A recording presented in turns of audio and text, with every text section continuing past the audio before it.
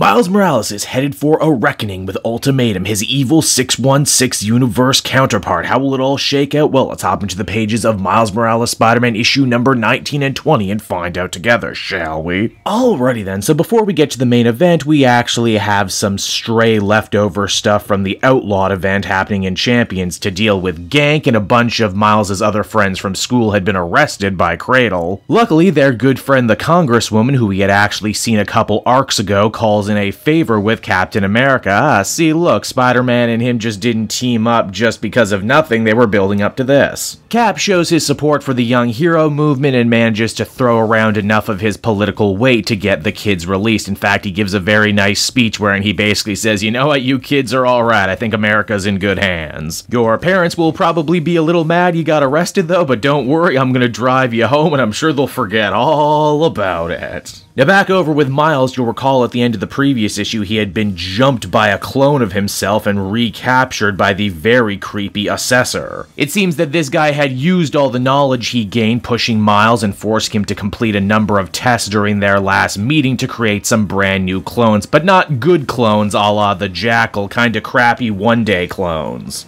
Furthermore, the Assessor has nothing personal against Miles, nor does he actually have any particular interest in the Ultimate Universe. Instead, he was only doing the bidding of Ultimatum, who hired him in the first place. Evil Miles takes this opportunity to gloat and talk about how great his plan was, even showing off that he had also managed to defeat and recapture Uncle Aaron the Prowler. For tonight is the night Ultimatum completes his master plan, becoming the true undisputed kingpin of Brooklyn, his home borough once and for all. The key to this plan is of course the dirt cheap goblin drug that Ultimatum and his cronies have been circulating all throughout the city, the idea being if you got hooked on the cheap drugs, as soon as Ultimatum flips a switch, you get turned into a goblin soldier. The goblins will come across Brooklyn as a great wave, destroying all opposition, and Spider-Man won't be able to stop him because Ultimatum has spared no expense in building a brand new portal back to the Ultimate Universe. Miles isn't going alone either, as Ultimatum sent his henchmen to go collect Miles' parents and baby sister as well. Here's the twist though, Jefferson Davis and his wife aren't no scrubs. They managed to defeat their own assailants and now they're gunning for Ultimatum. In fact, Miles' mom says this guy better run cause he's a dead man. I mean, hey, superheroes might not kill, but angry Latin moms, maybe. And you know what? The competency train keeps on a-rolling as we discover Uncle Aaron isn't nearly as beaten up as he let on. The suit actually was able to absorb most of the damage. And the Prowler has more or less been playing possum this whole time, waiting for Ultimatum to go on his villainous monologue and reveal his plan so he and Miles could know what was up before they escape. Unfortunately, as one issue ends and another begins, they end up escaping directly into the line of goblin fire. It's here too where a lot of Miles' old memories of the Ultimate Universe continue to come back to him in big ways.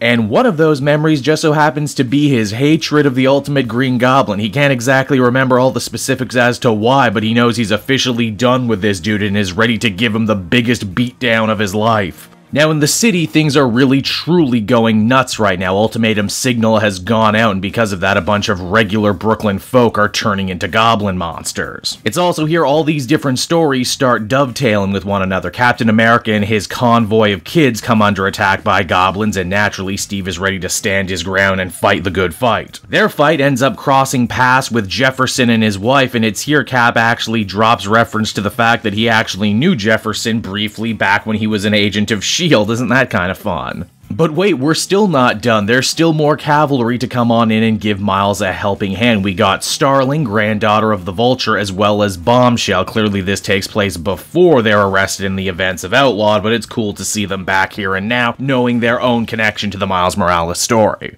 For a minute there, it actually looked like the heroes had more than they needed to turn back the tide of goblins and win the day, but of course Ultimatum has to throw a wrench into that machine. He had pilfered a bunch of Ultimate's tech from across the multiverse, and that includes the use of Pym particles that allow him to grow to a giant kaiju size. If he can't have Brooklyn, he'll just crush it all. And so that was Miles Morales Spider-Man issue number 19 to 20, everybody, and I gotta say, Solid It really is building up to what feels like a true chapter conclusion. We get a lot of great, interesting payoff to Miles' family and other assorted characters, not just from this run, but from the runs that preceded it as well. They also definitively seem to say say between this and Donny Cates' Venom book that yes, the Ultimate Universe still does exist in some shape or form, and yes, you can travel to it. The only problem with it is that that world is just really messed up and you probably wouldn't want to go there right now. You'll also have to wonder too what this is going to do to Miles and his family spiritually and mentally now that they know they're not actually from this Earth, they're from somewhere else. Honestly, I think it actually really works for Miles as a character, and I'm really happy that they're not throwing out his origin in the Ultimate Universe and that it's all part of one big rich tapestry. Taken together, I'd give these 2 issues an 8 out of 10, and I'm interested to see how it all shakes out in the end.